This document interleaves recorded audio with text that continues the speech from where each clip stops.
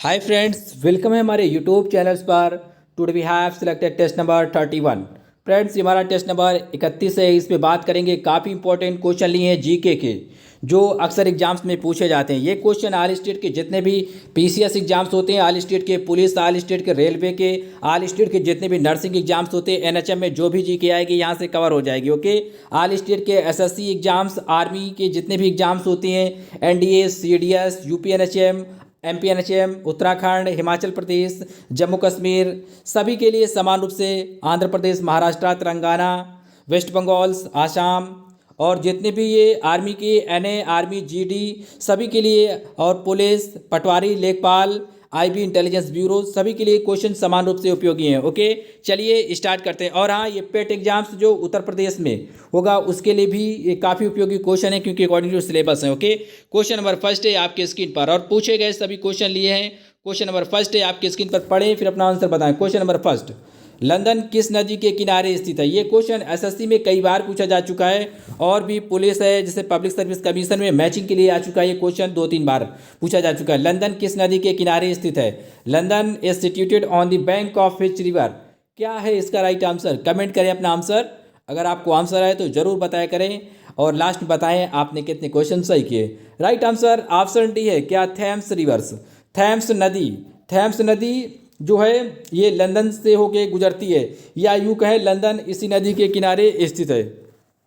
और ये क्वेश्चन कई बार पूछा जा चुका है, लंदन किस नदी के किनारे स्थित है? तो आप बताएंगे थेम्स रिवर के किनारे स्थित है। थेम्स कभी कभी से टेम्स लिखा जाता है, ठीक है, तो ये एग्जामिनर्स या जो भी टाइपिंग करते हैं उनसे मिस्टेक हो जाती है। थेम्स लिखा जाए या टेम्स लिखा जाए, तब भी आप समझेंगे लंदन इसी नदी के किनारे स्थित है, ठीक है। कुछ लोग इसे टेम्स पढ़ते हैं तो कुछ लोग थेम्स, और जिसमें कि इसे थेम्स पढ़ना चाहिए। क्या? थेम्स पढ़ेंगे, थैम्स या थेम्स पढ़ा जाता है, ठीक है। कभी कभी लेकिन मैंने कई बार बोर्ड में देखा है, जो कमीशन पूछते हैं कभी कभी टेम्स लिख दिया जाता है, ठीक है। मैचिंग के लिए एक बार आया था तो उसमें टेम्स लिखा था, ठीक है, लंदन के लिए। तो आपको ध्यान रखना है, थेम्स या टेम्स बात एक ही है। ओके, लेकिन काफ़ी इंपॉर्टेंट क्वेश्चन है ये। यहाँ पर देख लिए स्पेलिंग, ये लिखी है THAMES, रिवर। ओके, अब क्वेश्चन नंबर 2 है। यहाँ पर बहुत सारे क्वेश्चन है जिनका रिविजन्स भी करेंगे, रिविजन्स काफ़ी जरूरी होता है। क्वेश्चन नंबर 2 आपकी स्क्रीन पर, उगते सूर्य का देश निम्न में से किसे कहा जाता है? क्या है इसका राइट आंसर? अगर आपको आंसर है तो जरूर बताएं अपने आंसर। ऑप्शन सी इसका राइट आंसर है, जापान। किसे कहा जाता है? जापान को कहा जाता है। उगते सूर्य का देश जापान को कहा जाता है। और नेक्स्ट क्वेश्चन है दिया गया है, अब उसे यहाँ पर पॉइंट्स के रूप में समझें। जैसे कि एक क्वेश्चन पूछा जाता है एग्जाम्स में, मध्य रात्रि के सूर्य का देश किसे कहा जाता है? तब आपका आंसर होना चाहिए नॉर्वे को। किसे? नॉर्वे को। उगते सूर्य का देश जापान होगा आंसर में। जब मध्य रात्रि के, मध्य रात्रि का मतलब होता है आधी रात, ठीक है, मध्य रात्रि के सूर्य का देश किसे कहा जाता है? तो नॉर्वे को कहा जाता है। अगर आपसे क्वेश्चन इस प्रकार से पूछा जाए, डूबते सूर्य का देश किसे कहा जाता है? किसे? डूबते सूर्य का देश किसे कहा जाता है? ब्रिटेन या यूके आंसर हो तो आप मार्क करेंगे ब्रिटेन या इंग्लैंड, ठीक है। ब्रिटेन इंग्लैंड बात एक ही है, कभी कभी ब्रिटेन दिया जाता है, कभी कभी इंग्लैंड दिया जाता है। इसे डूबते सूर्य का देश कहा जाता है, ब्रिटेन को। ओके, मध्य रात्रि के सूर्य का देश नॉर्वे को, और उगते सूर्य का देश जापान को, डूबते सूर्य का देश ब्रिटेन को या इंग्लैंड मार्क करेंगे आंसर। ओके, उम्मीद करता हूँ समझ गए होंगे। क्वेश्चन नंबर आप 3 पढ़ें, फिर अपना आंसर बताने की कोशिश करें। क्वेश्चन नंबर 3, क्वेश्चन नंबर 3 पे पूछा गया है, क्षेत्रफल के अनुसार सबसे छोटा देश निम्न में से कौन सा है? जैसा कि ऑप्शन दिए गए हैं, क्षेत्रफल के अनुसार आपको बताना है एरिया वाइज में सबसे छोटा देश कौन सा है। क्या है इसका राइट आंसर? ऑप्शन सी इसका राइट आंसर है, वेटिकन सिटी। वेटिकन सिटी जो है ये सबसे छोटा देश है। इसके बाद मोनाको आता है, दूसरे नंबर पे मोनाको आता है, तीसरे नंबर पे नारू देश आता है। अगर सबसे छोटे की बात करेंगे तो वेटिकन सिटी सबसे छोटा शहर है, ठीक है। ये इटली में स्थित है। बहरहाल ये आप एक आपस में देश है, ये अपने आप में एक क्या है, ये एक कंट्री है, ये मेडिटेरियन सी है, यहाँ पर ये स्थित है, ठीक है, इस जगह कहीं पर। तो ध्यान रखना है आपको, ये जो रोम है, इटली जिसे आप जानते होंगे, इटली, ठीक है, तो ये उसी के अंदर स्थित है, उसी के कोस्टल ऑफ किनारे या इधर कहीं स्थित है, ठीक है, तो इसी किनारे स्थित है कोस्टल में। तो ध्यान रखना, ये सबसे छोटा देश है दुनिया का। ओके, यहाँ पर देख लें जो और भी छोटे देश हैं जो सीरियल से लिखे हैं, यहाँ पर इनका सीरियल आप रट लेना या याद कर लेना, क्योंकि कई बार आता है सीरियल से इन्हें सेट करने के लिए। ओके, वेटिकन सिटी सबसे छोटा देश है, फिर इसके बाद दूसरे नंबर पे मोनाको आता है, फिर तीसरे नंबर पे नारू आता है। इसका मतलब ये होता है कि सबसे छोटा देश वेटिकन सिटी है, वेटिकन सिटी से थोड़ा बड़ा कौन सा है? मोनाको। फिर मोनाको से तो थोड़ा बड़ा है वो नेहरू है, ठीक है, नौरू। तो ध्यान रखना सबसे छोटा देश जब भी पूछा जाएगा तो आप आंसर बताएंगे वेटिकन सिटी। लेकिन एक बात और ध्यान रखिए, एक बात ये ध्यान रखिए आप, कभी कभी क्या होता है वेटिकन सिटी को गायब कर दिया जाता है, नहीं देते। पूछा जाता है निम्न में से आपको बताना है कौन सा सबसे छोटा देश है, तो हो सकता है मोनाको दे दिया जाए, नारू दे दिया जाए। तो आपको ध्यान रखना है क्या इन तीनों में से कौन सा दिया गया है ऑप्शन में, ठीक है। जैसा कि सीरियल में बताया सबसे छोटा वेटिकन सिटी है, फिर इससे थोड़ा बड़ा मोनाको, फिर इससे थोड़ा बड़ा नारू है। हो सकता है ये दो ना दें और इससे क्वेश्चन उठा लिया जाए और भी कई ऑप्शन मिल जाए, भारत, चीन और पाकिस्तान, बांग्लादेश, कुछ भी नारू भी हो उसमें, तो आप बताएंगे आप नारू ये सबसे छोटा देश है। ओके, अब चलते हैं नेक्स्ट क्वेश्चन की ओर। क्वेश्चन नंबर है आपकी स्क्रीन पर 4, पढ़े फिर अपना आंसर बताएं। क्वेश्चन नंबर 4, न्यूयॉर्क किस नदी के किनारे स्थित है? क्या है इसका राइट आंसर? काफ़ी अच्छा क्वेश्चन है, ये सभी पूछे गए क्वेश्चन लिए हमने। ऑप्शन बी इसका राइट आंसर है, हडसन रिवर या हडसन नदी के किनारे न्यूयॉर्क सिटी स्थित है। ये यूएसए में है। कहाँ? यूएसए में। जो यूएनए का हेडक्वार्टर है ना, यूनाइटेड नेशन ऑर्गेनाइजेशन, इसका जो मुख्यालय है वो कहाँ है? न्यूयॉर्क में है। कहाँ है? न्यूयॉर्क में। तो ध्यान रखना है आपको, क्वेश्चन पे फोकस करना है। न्यूयॉर्क किस नदी के किनारे स्थित है? हडसन रिवर या हडसन नदी के किनारे स्थित है। ऑप्शन बी इसका राइट आंसर है। अब क्वेश्चन नंबर 5 है आपकी स्क्रीन पर, पढ़े फिर अपना आंसर बताएं। क्वेश्चन नंबर 5, क्वेश्चन नंबर 5 पे पूछा गया है निम्न में से क्षेत्रफल के अनुसार सबसे बड़ा देश कौन सा है? अब आपको बताना है निम्न में से, मतलब जो ऑप्शन दिए गए इसके अकॉर्डिंग आपको बताना है कौन सबसे बड़ा देश है। ऐसा भी एग्जाम्स में पूछा भी जा चुका है कई एग्जाम्स में, ठीक है। एनएचएम एग्जाम्स में ऐसा करके क्वेश्चन पूछा गया था। क्या है इसका राइट आंसर? इसका जो राइट आंसर है ऑप्शन सी है, कनाडा। जैसा कि ऑप्शन दिए गए इसके अनुसार ये कनाडा सबसे बड़ा देश है एरिया के हिसाब से। बाकी क्या है? सारे छोटे देश हैं। अब यहाँ पर समझ लेते हैं कौन कौन से देश आते हैं बड़े क्षेत्रफल के हिसाब से। देखिए यहाँ पर ये लिखे हैं सीरियल से, आप इन्हें याद करें। पहले नंबर पे सबसे बड़ा देश रूस आता है, रसिया। दूसरे नंबर पे कनाडा आता है। तीसरे नंबर पे चाइना आता है जिसे चीन कहा जाता है। ओके, तो ध्यान रखना है क्योंकि उसमें रूस नहीं था ऑप्शन में, तो इसलिए हमने आंसर उसका क्या बताया आपको? कनाडा बताया। क्या? कनाडा। ये नॉर्थ अमेरिका की कंट्री है। कैसी कंट्री है? कहाँ की? नॉर्थ अमेरिका की। और नॉर्थ अमेरिका को और किस नाम से जाना जाता है? नॉर्थ अमेरिका जो है ये नीचे यूएसए, ऊपर वाला पार्ट क्या है? कनाडा कहा जाता है। इस वाले पार्ट को नई दुनिया कहा जाता है। क्या? नई दुनिया के नाम से भी जाना जाता है नॉर्थ अमेरिका को। ओके, तो ध्यान रखना है पहले नंबर पे दुनिया का सबसे बड़ा देश रसिया है, दूसरे नंबर पे कनाडा है, तीसरे नंबर पे चाइना है जिसे चीन कहा जाता है। ओके, तो ध्यान रखना ये तीनों आप सीरियल से याद कर लेना, क्योंकि कभी भी इन्हें अरेंजिंग के लिए दे दिया जाता है, आप इन्हें रीअरेंज करें। ओके, ऑप्शन दिए जाते हैं, फिर इसके बाद कोड डिकोड कर दिया जाता है। ओके, आपको बताना होता है कौन सबसे बड़ा है कौन सबसे छोटा है। तो आपको ज़्यादा नहीं तो ये तीनों याद होने चाहिए, ठीक है। बहरहाल आपको 5 याद होने चाहिए, लेकिन आप 3 अगर आपको आते हैं तो कहीं हद तक आप अपना काम चला ले जाएंगे। ओके, चलते हैं नेक्स्ट क्वेश्चन पर। क्वेश्चन नंबर है आपकी स्क्रीन पर 6 पे पूछा गया है जनसंख्या के अनुसार सबसे बड़ा देश कौन सा है? सबसे बड़ा देश आपको बताना है। पॉपुलेशन के अकॉर्डिंग जो सबसे बड़ा देश है पॉपुलेशन के अकॉर्डिंग वो बताना है आपको। जैसे कि ऑप्शन में दिया गया, ऑप्शन बी इसका राइट आंसर है, चीन या चाइना, ठीक है। चीन ये जनसंख्या के हिसाब से सबसे बड़ा देश है दुनिया का। दूसरे नंबर पे इंडिया आता है, तीसरे नंबर पे यूएसए आता है। ओके, तो ये तीनों आपको सीरियल से याद रहने चाहिए। ओके, ध्यान रखना है। अब यहाँ पर देख लें आप जनसंख्या के अनुसार सबसे बड़े देश कौन कौन से हैं। पहले नंबर पे चीन आता है, दूसरे नंबर पे भारत आता है, तीसरे नंबर पे यूनाइटेड स्टेट्स ऑफ अमेरिका आता है, ठीक है। यूनाइटेड स्टेट्स ऑफ अमेरिका का मतलब ये है कि नॉर्थ अमेरिका के बारे में बात कर रहे हैं, ठीक है। नॉर्थ अमेरिका के बारे में आप समझे थोड़ा सा पॉइंट यहाँ पर। ये साउथ अमेरिका है, ऊपर वाला जो पार्ट है ये नॉर्थ अमेरिका है, इधर एटलांटिक ओशियन है, ये साउथ अफ्रीका है, ठीक है।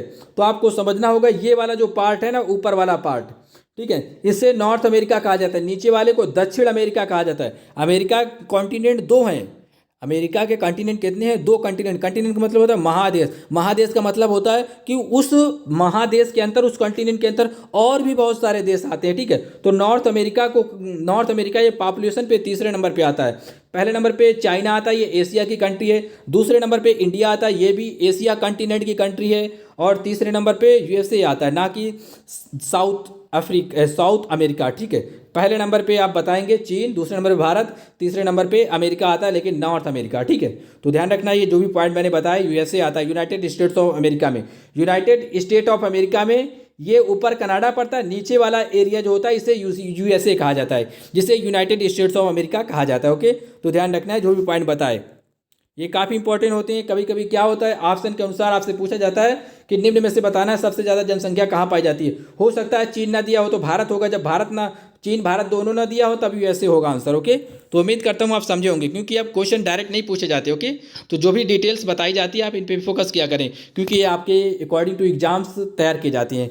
क्वेश्चन नंबर 7, पेरिस किस नदी के किनारे स्थित है? ये भी 6-7 बार क्वेश्चन पूछा जा चुका है एग्जाम्स में, मैचिंग के लिए भी कई बार आ चुका है, पब्लिक सर्विस कमीशन में, एसएससी और आर्मी में भी कई बार ये क्वेश्चन उठाया जा चुका है, पुलिस में भी आ चुका है क्वेश्चन। ये पेरिस किस नदी के किनारे स्थित है, स्टेनो एसएससी में आया है ये क्वेश्चन। क्या होगा राइट आंसर? ऑप्शन ए इसका राइट आंसर है। ये सीन रिवर पाई जाती है, कहाँ है? फ्रांस में। ठीक है, फ्रांस में जो सीन रिवर है इसी के किनारे पेरिस स्थित है। कौन? Paris city. इसे फैशन की नगरी के नाम से जाना जाता है। किस नाम से? फैशन की नगरी के नाम से। ये इसका सरनेम है या उपनाम है। ओके, तो ध्यान रखना है। पेरिस किस नदी के किनारे स्थित है? सीन नदी के किनारे स्थित है, सीन रिवर के किनारे स्थित है। नेक्स्ट क्वेश्चन पे चलते हैं। क्वेश्चन नंबर है आपकी स्क्रीन पर 8। ये बहुत ज़्यादा क्वेश्चन पूछा जाता है, क्वेश्चन नंबर 8 भी। लैंड ऑफ थंडरबोल्ट किस देश को कहा जाता है? अगर आपको आंसर आए तो अपने आंसर जरूर बताया करें। क्वेश्चन आपको जब भी सिंपल लगे तो जरूर आप आंसर बताने की कोशिश किया करें, इससे आपका टेस्ट कॉन्फिडेंस अच्छा होगा। इन द एग्जाम्स आपको हेजिटेशन महसूस नहीं होगी। लैंड ऑफ थंडरबोल्ट किस देश को कहा जाता है? क्या है इसका राइट आंसर? ऑप्शन बी इसका राइट आंसर है। भूटान को कहा जाता है लैंड ऑफ थंडरबोल्ट, या हिंदी में कहा जाता है इसे, अगर आप हिंदी में लिखना चाहें तो लिख सकते हैं बादलों की गड़गड़ाहट का देश किसे कहा जाता है? आंसर होगा आपका भूटान को कहा जाता है। किसे? भूटान को कहा जाता है। ओके, अब यहाँ पर देख ले एक इसको और किस नाम से जाना जाता है? Bhutan is also called the land of the thunder dragon. Thunder dragon के नाम से भी जाना जाता है। ठीक है, जैसा कि ऊपर दिया गया था लैंड ऑफ थंडरबोल्ट, लगभग कभी कभी दोनों डिफरेंट टाइप्स में पूछे जाते हैं। तो लैंड ऑफ थंडर ड्रैगन के नाम से भी इससे जाना जाता है भूटान देश को। ओके, और ये इंडिया से बॉर्डर साझा करता है। ओके, तो ध्यान रखना है आपको। क्वेश्चन नंबर है आपकी स्क्रीन पर 9। पढ़े फिर अपना आंसर बताए। क्वेश्चन नंबर 9, भारत एवं चीन के बीच कौन सी रेखा है? क्या होगा इसका राइट आंसर? ऑप्शन सी इसका राइट आंसर है मैकमोहन रेखा, मैकमोहन लाइन, भारत और चाइना के बीच में। सिंपल जरूर है लेकिन पूछे कई बार जाते हैं। जो लोग नए हैं उनके लिए काफ़ी अच्छे क्वेश्चन हैं, और जिनको आते हैं तो वो अपने आंसर जरूर बताया करें। मैकमोहन रेखा भारत और चीन के बीच है। क्वेश्चन नंबर आपकी स्क्रीन पर है 10। पढ़े फिर अपना आंसर बताएं। क्वेश्चन नंबर 10, भारत एवं पाकिस्तान के बीच कौन सी रेखा स्थित है? क्या होगा इसका राइट आंसर? ऑप्शन बी इसका राइट आंसर है Radcliffe line, Radcliffe रेखा कहा जाता है इसे, भारत और पाकिस्तान के बीच स्थित है। ये क्वेश्चन बहुत पूछे जाते हैं दोनों। ठीक है, तो ध्यान रखना है, काफ़ी इंपॉर्टेंट है दोनों आपके लिए। यहाँ पर स्पेलिंग मेंशन है, अगर लिखना चाहें तो इस तरह लिख सकते हैं। क्वेश्चन नंबर है आपकी स्क्रीन पर 11, 11 नंबर। पढ़े फिर अपना आंसर बताएं। क्वेश्चन नंबर 11, कर्क रेखा भारत के कितने राज्यों से होकर गुजरती है? How many state of Tropic of Cancer passes through India? Tropic of Cancer English में कहा जाता है कर्क रेखा को। ओके, तो ध्यान रखना है आपको। तो कितने राज्यों से होकर गुजरती है कर्क रेखा? ये भारत के 8 राज्यों से होकर गुजरती है। Option B is the right answer. Okay, option B 8 राज्यों से होकर गुजरती है कर्क रेखा। कई बार पूछा जा चुका है एग्जाम्स में। अब देखिए यहाँ पर जो ऑप्शन दिए गए हैं पॉइंट के रूप में, इन्हें समझे। क्वेश्चन एग्जाम्स में कैसे कैसे पूछे जाते हैं एक बात ध्यान दें। ठीक है, ये जैसे कि ऑप्शन दिए गए, यहाँ पर जो पॉइंट लिखे गए इतने राज्यों से होकर कर्क रेखा गुजरती है। मिजोरम, त्रिपुरा, पश्चिम बंगाल, झारखंड, छत्तीसगढ़, मध्य प्रदेश, राजस्थान, गुजरात, ये 8 राज्य हैं जिनसे कर्क रेखा या ट्रॉपिक ऑफ कैंसर होकर गुजरती है। एग्जाम्स में क्वेश्चन कैसे पूछा जाता है इनको लेके, ठीक है, इन राज्यों को लेके ऐसे क्वेश्चन पूछा जाता है, निम्न में से किस राज्य से कर्क रेखा नहीं गुजरती है? ठीक है, तो आपको 3 राज्य एक जैसे दिए होंगे और एक राज्य ऐसा होगा जिससे मान लो कर्क रेखा नहीं गुजरती। मान लो कि केरल दे दिया गया, क्या केरल या केरला दे दिया गया। ठीक है, तो आपको बताना होगा केरल से नहीं गुजरती, कर्नाटका तमिलनाडु से नहीं गुजरती, आंध्र प्रदेश से नहीं गुजरती, तो कुछ भी दिया जा सकता है। बशर्ते आपको ये ध्यान रखना होगा, ये 8 ध्यान रखना। ये खासकर पब्लिक सर्विस कमीशन जो एसएससी सीजीएल की तैयारी करते हैं या आरओ एआरओ कोई भी एग्जाम्स की, हायर एग्जाम्स की तैयारी करना है तो उनको ये जरूर ध्यान रखना चाहिए 8 राज्यों के नाम कहाँ कहाँ से गुजरती है, और क्वेश्चन यही पूछा जाता है निम्न में से बताना है कहाँ से नहीं गुजरती। ओके, और एक क्वेश्चन जो पब्लिक सर्विस कमीशन ने पूछा गया है कर्क रेखा को लेके, कौन सा शहर कर्क रेखा पर स्थित है? तो आंसर उसका था रांची। कौन सा? रांची सिटी, रांची शहर झारखंड की राजधानी है, capital of the Jharkhand is Ranchi. Okay, तो जो रांची शहर ये कर्क रेखा पर स्थित है। ओके, तो ध्यान रखना है जो भी पॉइंट हमने आपको बताए। अब चलते हैं क्वेश्चन नंबर आपकी स्क्रीन पर 12। ये पिछले वीडियो का क्वेश्चन है, क्वेश्चन नंबर 12। इसमें मोस्टली सभी लोगों ने इसके आंसर सही दिए थे। अम्ल वर्षा मुख्यतः किस गैस के कारण होती है? Acid rain is mainly due to which gas? क्या है इसका राइट आंसर? अगर आंसर आए तो जरूर आप हाथ उठाएं और कमेंट करें अपने आंसर। ऑप्शन बी इसका राइट आंसर है सल्फर डाइऑक्साइड। अम्ल वर्षा के लिए या एसिड रेन के लिए जिम्मेदार गैस है, रिस्पॉन्सिबल गैस है, मुख्यतः वो सल्फर डाइऑक्साइड है। कौन सी गैस? Sulphur dioxide. काफ़ी इंपॉर्टेंट क्वेश्चन है, कई बार पूछा जा चुका है। अब इससे रिलेटेड कुछ तत्व हैं जो फैक्ट हैं आपको समझना चाहिए। सल्फर डाइऑक्साइड दे दिया गया है, बाय द वे कभी NOx दिया जाए, क्या? नाइट्रोजन के ऑक्साइड। इसकी वजह से भी अम्ल वर्षा होती है या अम्ल वर्षा के लिए जिम्मेदार गैसेज हैं दोनों, SO2 या NOx। इसे कहा जाता है नाइट्रोजन ऑक्साइड। ठीक है, नाइट्रोजन ऑक्साइड भी या नाइट्रोजन डाइऑक्साइड भी क्या है इसके लिए जिम्मेदार है? किसके लिए? अम्ल वर्षा के लिए। तो ध्यान रखना है आपको।